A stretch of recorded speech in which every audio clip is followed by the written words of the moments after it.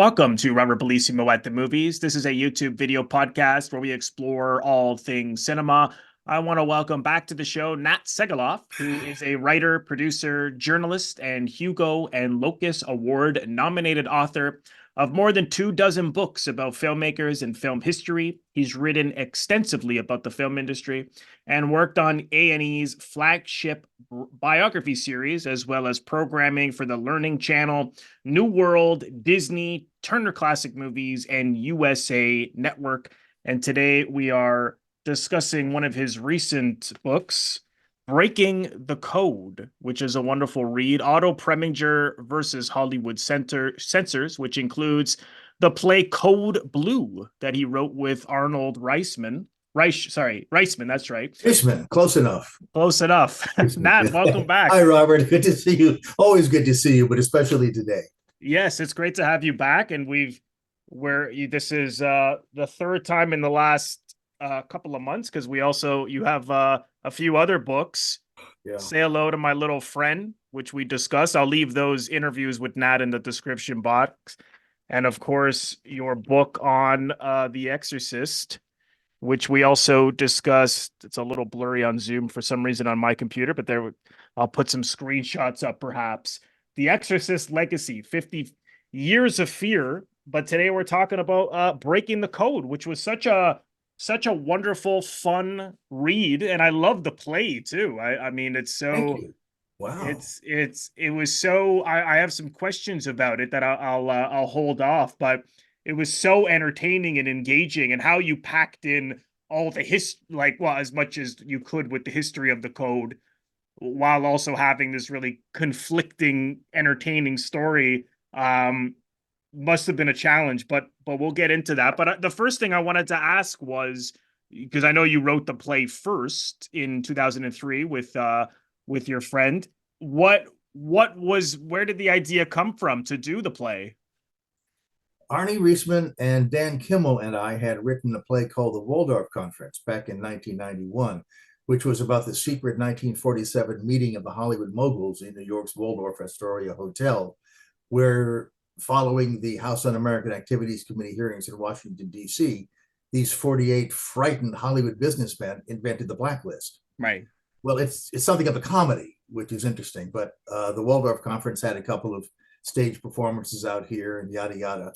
But Arnie at one point and I decided we'd try to write another play, which, it's kind of like seeing if you can hail an ocean liner, but we did it. And it turned out to be Code Blue because we had an in with one of the production companies out here. We thought, well, if we wrote a play for them, naturally their ego would take over and we could get it easily produced. Well, it turned out that they rejected the play because they didn't think the First Amendment was an important enough subject to base a play on. Mm. Meanwhile, the First Amendment protects them every time they raise their curtain. So we put the play away in the upper left-hand drawer for several decades. But Arnie passed away 2 Octobers ago, and I decided not only the play should be given another look, but I'd like to write something about what went in to making the play and put it out, and it's published in both of our names. So that's my way of remembering Arnie, but also a way of getting the word out about Hollywood censors and the history of censorship. And I know it's a lot to say, but for people watching this now who don't know anything about the production code, can you just talk a little bit about why this became so strict in the mid-30s? In America, after a series of Hollywood scandals, the murder of director William Desmond Taylor, the addiction to drugs of Wallace Reed, the Fatty Arbuckle Coke bottle scandal, there were local censorship boards all around the country who decided that they would censor, screen, and protect the public from the movies that were being released by evil Hollywood. This is in the 1920s. Well, along about 1926-27, the Hollywood studios realized, even though it was still silent films, that with 50 states and 50 different censorship boards, they would have to make 50 different versions of their movies, depending on which rules and which scenes would be allowed in which states. So they decided they would form a trade association, which was called the Motion Picture Producers and Directors of America, the MPPDA. And they hired a guy named Will Hayes, who's a former Postmaster General, to run it. Now, Will Hayes looked like somebody who fell off a Grant Wood painting, but he was a politician. He was actually quite intelligent, Mm, articulate. But the most important thing about Will Hayes was he wasn't Jewish, because the Jewish moguls were afraid that anti-Semitism would creep into the call for censorship. Well, Hayes went to Father Daniel Lord, obviously a priest, and to Martin Quigley, who was the Catholic publisher of the Motion Picture Herald. And they decided to make a production code, which was then in 1927 implemented officially by the MPPDA, which was Hollywood's lobbying group. They're now known as the Motion Picture Association. This is right. a long, long time ago. They gave a list of don'ts and be carefuls to all the producers. These were things which they thought, on analysis, might get film censored in one state or another around the country. And the producers loved this list and totally ignored it. So that by 1930, they had to really solidify the production code. And by 1934, in March, a man named Joseph Breen was hired to be the code administrator. And from 1934 on, you had to have a code seal, which means the production code administration had approved your film and it could go out to theaters. And this went a great way to neutralizing any movement for censorship around the country, although boards did pop up from time to time. Mm-hmm. It's interesting because the one thing that you said in the book, which I wasn't aware of, was that some film scholars don't even feel, what we know as pre-code movies, 29 to 34 before it became heavily enforced. Some film scholars feel that there isn't even such a thing because the censorship was always heavy.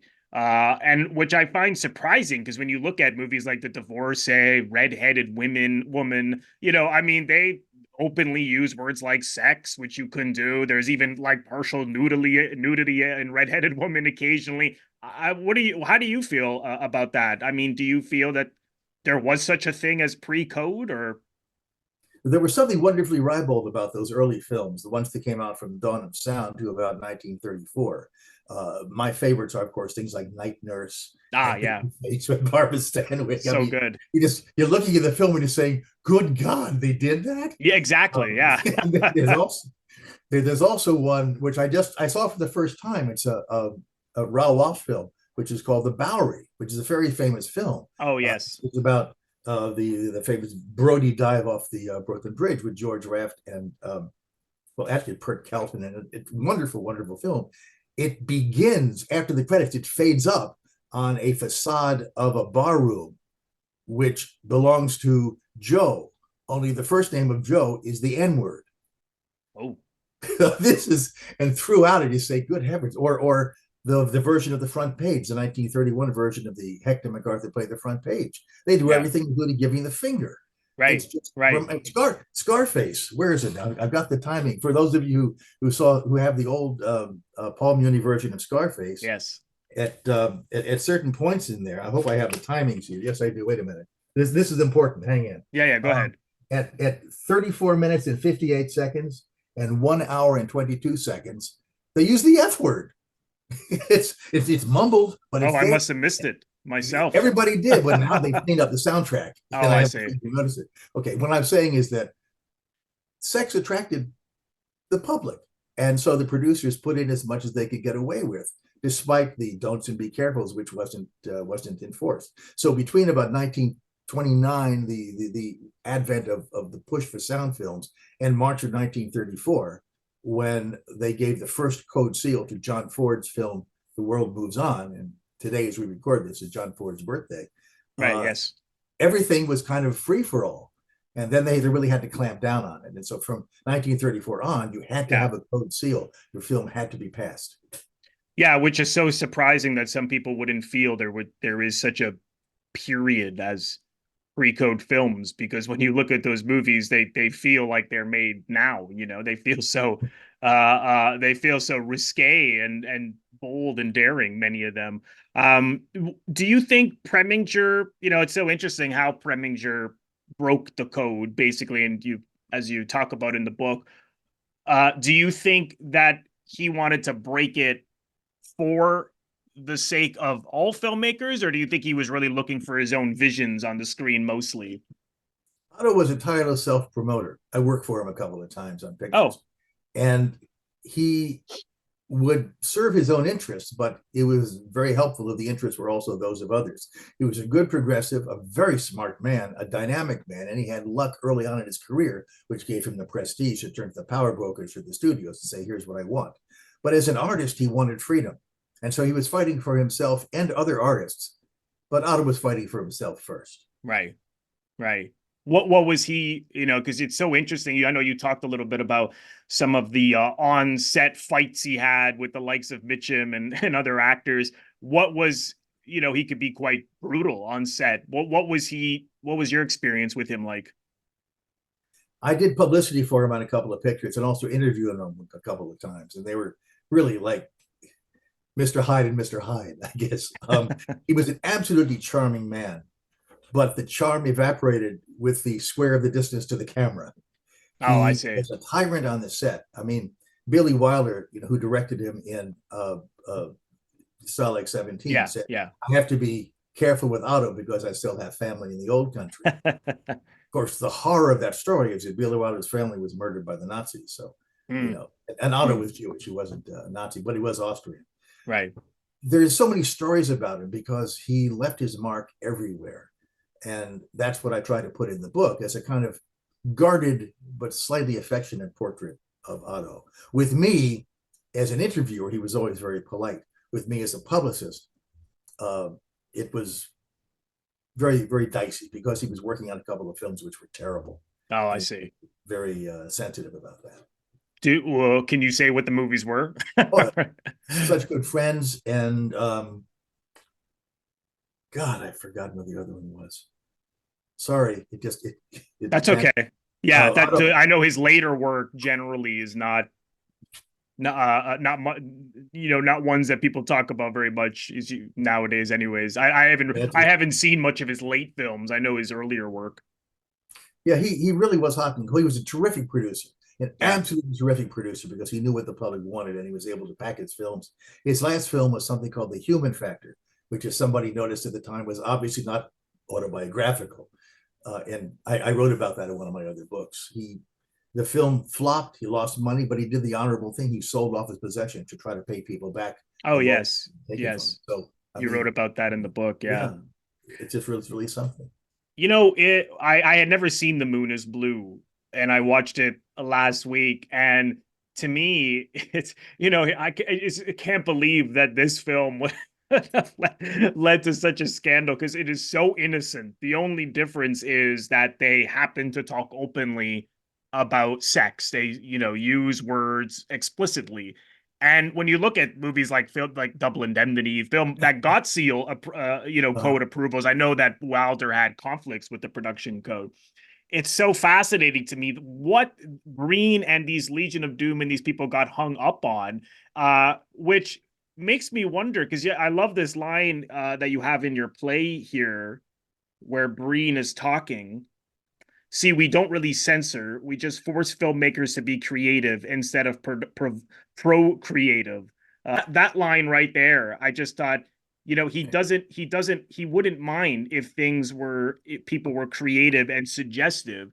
But from what you wrote about him in the book, he seemed to be an intelligent enough person to realize that people could see between the lines, that these filmmakers would code things and suggest things as well. Why would that be okay if but yet saying words outright or not? I don't know if you had any opinion on that. To me, that just baffles the mind.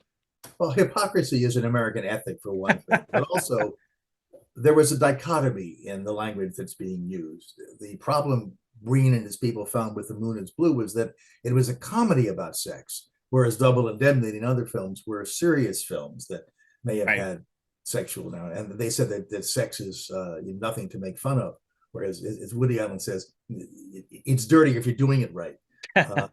There's the thing about Breen that I wasn't ready for until I did a lot of research. There's this, and I have another book coming out later, which really does a deep dive into the production code, is that Breen was a man torn between two worlds, really. One, he understood the movies. I don't think he liked them very much or the people in it, but he knew he had a job to do.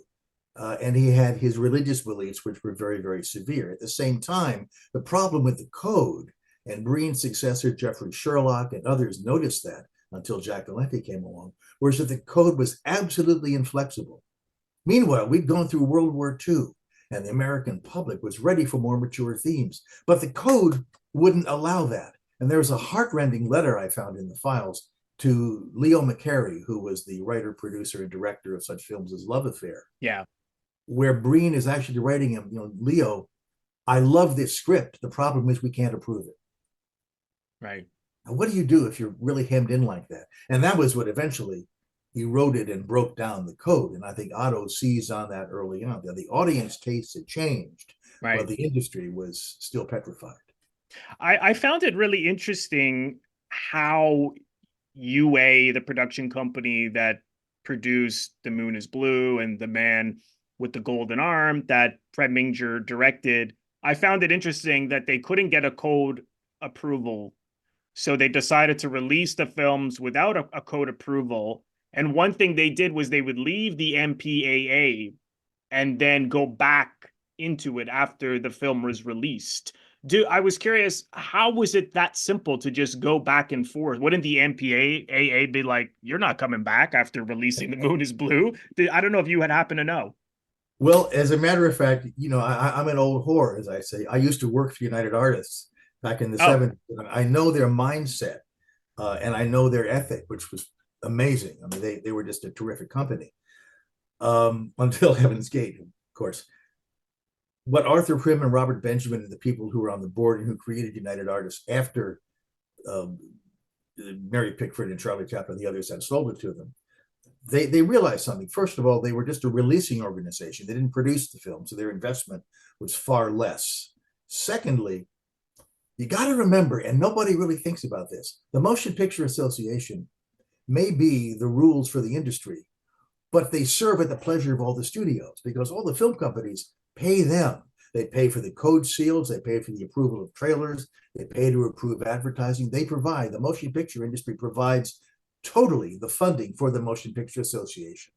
And therefore, the companies can pretty much do as they want with them, except break those very few rules they have to adhere to. The MPAA, remember, is the lobbying group for the film industry. They're the ones who go to Congress and say, we want this tariff, we don't want that tariff, we want this tax, we don't want this tax. People don't know that. They think they just rate films, but actually they're an incredibly powerful lobbying group, and they've held sway over the Congress for decades.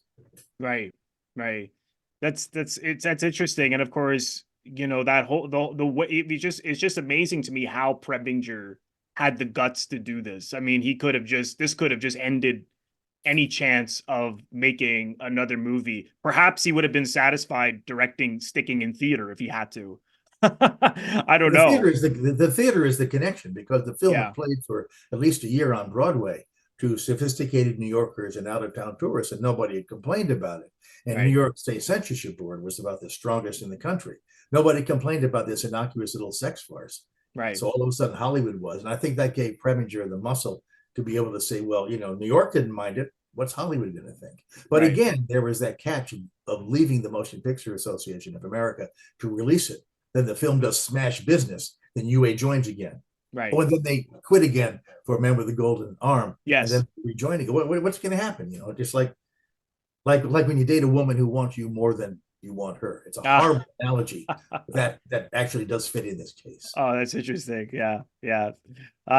What do you? I know we touched on this a little bit, but I'm curious because I've always been an admirer of quite a few of Preminger's works. I was curious just how you felt about some of his films. Which of his films do you like? I think you can go back to Laura as probably the ultimate Preminger film. He was a stylish director, very intelligent. I mean, I like there's some I like Man with the Golden Arm. Oh yeah. I don't, having scrolled through everything as we're about to speak, I think he's done about half a dozen films. Two of those that he had censorship problems on, Anatomy of a Murder and Advice and Consent, are incredibly sophisticated films. And they hold up today because their style matched the content. But I think when he gets into things like Exodus, which is the story of Israel's independence told in real time, I think he loses the dramatic impact, despite the script by Dalton Trumbo, which was, of course, one of the things that got off the blacklist. But it's or the Cardinal, I mean, these are just plotting. Hurry Sundown. It's Ah, not yeah, supposed to that be one's a comedy, but it wound up being one. yeah. Stu, you know, he kind of he didn't really grow up with the public, I'm afraid. I watched Advise and Consent again the other night because I hadn't seen it in a while, and I thought it's so good. You're right, it really does hold up. And I watched once an interview with Peter Bogdanovich, and he was talking about how Preminger was so good with widescreen because you see he just fills that screen with all the people and blocks it so beautifully, and there's hardly even any cuts, but it doesn't feel like a filmed play at the same time. He knew, I mean, that's what Bogdanovich was saying. He knew how to use that wide screen, because he didn't like cutting too much. He felt it was a distraction for the audience. And, if two characters are together, then and they have opposing views, then if you're not cutting as much, then the audience has to decide, who's right, who's wrong, or if there's shades of gray, maybe, and I find after watching a movie like that, I am thinking about this complex narrative and different views of right and wrong and ethics. I mean, you look at politics today. I'm like, oh my God, what the hell's happened? Yeah. Yeah. There was a series of wonderful political films in the 60s. There was Advice Yeah. and Consent. There was Gore Vidal's The Best Man. There Oh was some yes. interesting stuff back then. Well, Yeah. I think Otto used the wide screen because it kept him from having to decide how to move the camera. He wasn't a big person on moving the camera except to follow action. He didn't do, Right. for example, what Michael Curtiz would have done, which would be create different compositions for every single frame of a complex camera move. Hmm. But that was just Otto. He was very much stage bound, but Yeah. he knew the power of a shot and of the Yes. placing the people in it. He also had damn good actors who you didn't Oh, really have to run absolutely. around. You know, Absolutely. Yeah. major people. Yes. Yes. Absolutely. I wanted to touch on the play a little bit, because again, I was amazed at how you were able to get a lot of the history of these things in the play, but then still have a really human, engaging story. So, was that a challenge to get the history in there when you were writing the play with Arnie? Oh, sure. It's always hard to get history or backstory into a play because Yeah, the characters who are in the play in time present already know their own backstory. In fact, one of the worst things in movies, and I see this a lot in television documentaries, is where two people, for example, policemen, are discussing a case and they know everything about the case, but they're only discussing it for the benefit of for the the audience. audience, I right? don't like it when that happens in terms of exposition. So what we did in Code Blue was have a new employee of the Motion Picture Association Yes, yes, of the code, and everybody had to explain to her what was going on. And of course, she was a progressive woman who didn't understand anything about censorship. Why would you need censorship? You're an intelligent person. So we have not only the generation gaps changing, but we also have the idea of the backstory and of censorship. And when you really outline it, it's how stupid it really is. right, But that's what gave absolutely. us our comedy. Yes, well, that works so well because she's not just hearing the information, the history, she's also sort of reacting like that as if this is all absurd. But then on the flip side of the coin is that you work here now. That's You know, right. I thought that was so great. It just from having spoken to you now for the third time, you're very quick-witted. And if the film feels that the play has that, everyone, like so many of the characters are very quick. And I Thank thought you. this is very Nat Segaloff, We Arnie and and I Arnie, tried I'm sure tried too. very I much. never met He him. was Arnie and I had a kind of a self-destructive humor, and that is that if we thought of something funny, even at our own expense, we would say it. And it drove people crazy. We also found out he was the editor of one of the leading weekly newspaper in Boston in the 1960s, early on, and then he left to go into other enterprises. I was a writer for other newspapers, and we we found ourselves being invited to parties in the 1970s, coincidentally, which is how we got to be friends. We didn't realize that we were invited to the parties as the entertainment, but Oh, it developed that way oh because the God. conversation wore on. And we've written a number of things and just had a great time over the years. The one that we're happiest of was we're having trouble getting it produced. We wrote a screenplay a couple of years ago about the 1990 robbery of the Isabella Stewart Gardner Art Museum in Boston. But it had to be done as a comedy because the robbery was nothing. It took an hour and 10 minutes. But the reason it's never been solved over these years is because Boston society was simply in a meltdown. The Brahmins screwed up, the museum screwed up, the insurance company, which didn't exist, screwed up, and the police and the FBI screwed up. So it's a comedy, and Arnie gave it the title Rembrandt Has Left the Building. The thing that makes the screenplay interesting is that my friend did it. My friend was one of the thieves, and he gave me a deathbed confession. Oh, So wow. we have a certain authority in the screenplay. Oh, We my just can't God. get anybody to look at it. Isn't that funny? Wow. That's Any amazing. producers out there, give me a call through Robert. Yeah. Yes, yes. If you're Oh, we're all watching this, subject. I'm sorry. I'm sorry. no, no, no. If you're watching this now, contact Nat, because that sounds like one hell of a story. When you get to be a certain age, you accrue all of these things in your resume, and you have to let them out at some point. Right, Either it's a right. play, a book, or a good juicy rumor. Yes, well, maybe one day we'll see that. We'll hopefully see that on the screen or on the stage. And One or the other. we'll talk about it, Robert. We will. The thing Yes, about about censorship, as we all know, is now I'm sure Canada has their own form of censorship. Certainly, England does. Here yeah, in America, we now have the rating system, the letter rating yes, system, which yes, was devised in 1988 by Jack Valenti, who was then the president of the Motion Picture Association of America.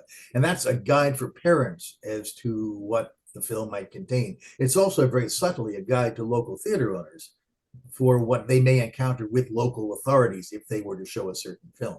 So it's right. very useful, and it's a double-edged sword because it restricts filmmakers, but it also keeps parents on board as to what's in a film. It's funny you bring that up because I was just gonna ask you how you generally felt about that. As you said in '68 when the ratings system replaced the production code. Do you feel that more or less has worked over the years? Surprisingly, the Valenti letter rating system has been around longer than the old Green Code Yeah, was. yes, much I longer. didn't think about that, but it's true, and it seems to have worked because ratings have become a kind of a brand name. Now it's the G, PG, and R. The NC-17, which is no code 17, used to be the X rating, Right. but for legal reasons they changed it. But the first three of them, there are still some restrictions, but they seem to be working fairly well because the public, I think, after half a century, has finally understood what each of them means. Yeah, There are yeah. times when certain filmmakers run afoul of the code. Most recently, as we've discussed, was Brian De Palma when he made Scarface with the use of the F word, or Martin Scorsese with Goodfellas, or pretty much with anybody else using sexually explicit words. That's something that they still have to negotiate with the code over. But Mm, it's definitely the harder the language, the more of an R rating you're going to get. And that restricts your attendance, even though kids are probably using the F word yeah, when they can't go into a theater whose movie uses the F word. right.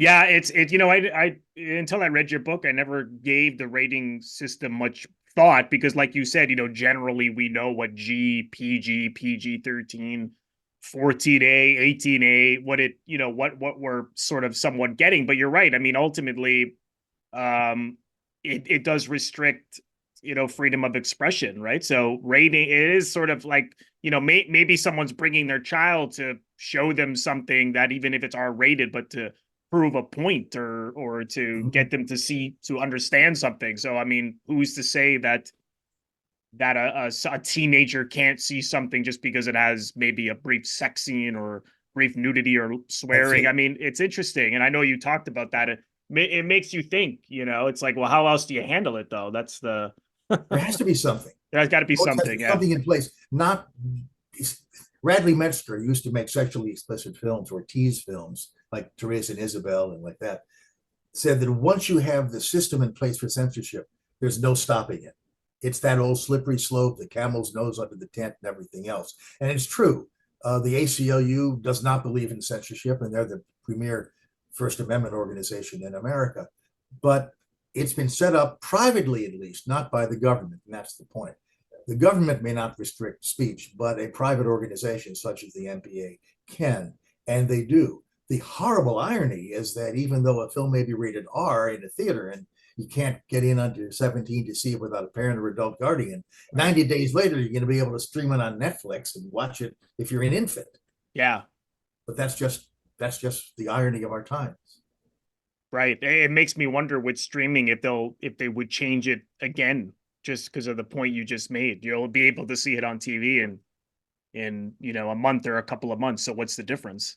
Exactly, or on home video, or I mean anything. Well, this is the point. Yeah, It's a kind of hypocrisy we all wink, wink, nod, nod live with.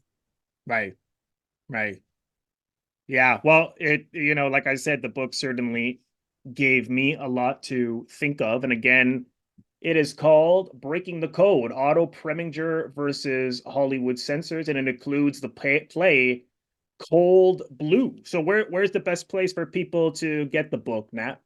Well, obviously, everybody orders things on Amazon. I'll make better royalties if you can have a bookstore order it or buy it from one of the many other book dealers. There's a website called bookfinder.com, which is a meta search engine of bookstores, thousands of them all over. Oh, I never knew that. These are independent bookstores. They're the ones who really need a lot of help. Most of them are now working out of their garages because they couldn't afford to keep the brick and mortar. Oh, wow. So Wow. bookfinder.com. I have ordered 1,000 books from them over the years, and never once have I been disappointed. Never once been screwed or anything. Independent bookstores. So the book is published by Applause Books, and it's a class operation. I'm really happy with the way the book looks, the way it looks beautiful. Yeah. It really is something. So I'm pleased all around with that. Yeah, it's a gorgeous, gorgeous book. So again, I highly recommend getting Nat's book. And I know you have something coming out soon. Is that right? Yes, in March, I believe, from a brand new publisher called Sticking Place Books. And yes, there's an allusion to the Scottish play in there. We're bringing out a book called The Naughty Bits. And I was so enamored of the production code and the people in the Motion Picture Association doing Breaking the Code that I've now put a book together of 50 or so films, famous films, and the exchange of letters they had with the Motion Picture Association. Oh, that's a good idea. Everything from Scarface and Gone with the Wind and Casablanca to the Ten Commandments and The Sound of Music, which of course had no problems at all with censorship, but I had to put it in. So there's wonderful stories that people tell. You wouldn't believe some of the exchanges. But what emerges from that is a real respect for the production code and what these guys had to do, even though some of them were troubled by what they had to do. Right. That's called The Naughty Bit. It's coming out in March, but right now Breaking the Code is the one I'm trying to pay the rent with. All right. Fantastic. Well, I'm looking forward to reading that book. And as always, Nat, it's always a pleasure to talk to you. So come back again. I want to talk about your Arthur Penn book one day, which I read many years ago when it came out. So I'll have to have you back. So come again sometime down the road. Thank you very much, Robert. It is always a pleasure speaking with somebody as well informed as you are. And I think your viewers and fans should remember that. Thank you so much for having me back on. Thank you so much, everyone, for watching. I want to thank all of my members on Patreon. If you're interested in becoming a member of my Patreon, head over to the link, patreon.com/Robert Bellissimo at the movies for full details. Patreon is exclusive content that I create month in and month out. And as a subscriber, you are able to vote on polls and contribute to what I do on Patreon month in and month out. So head over to the link for full details. You can also leave a donation directly to my YouTube channel by pressing the thanks link, which you will find directly below the video frame. Just click on the thanks link and you can leave a donation there if you choose to. And lastly, if this is your first time here, please consider subscribing. It is absolutely free to do so. By pressing the Robert Bellissimo at the movies logo, you will see it floating above my head in the top left corner. To your top left in just a second, just click on that and then click the bell in order to get a notification every time I release one of my new episodes. Also click the like button and leave a comment below. Let me know what you think of this episode. Also, you can also share the episode. All of these things are what produce traction to my YouTube channel. So I appreciate you watching and thank you again. And I will see you in the next episode.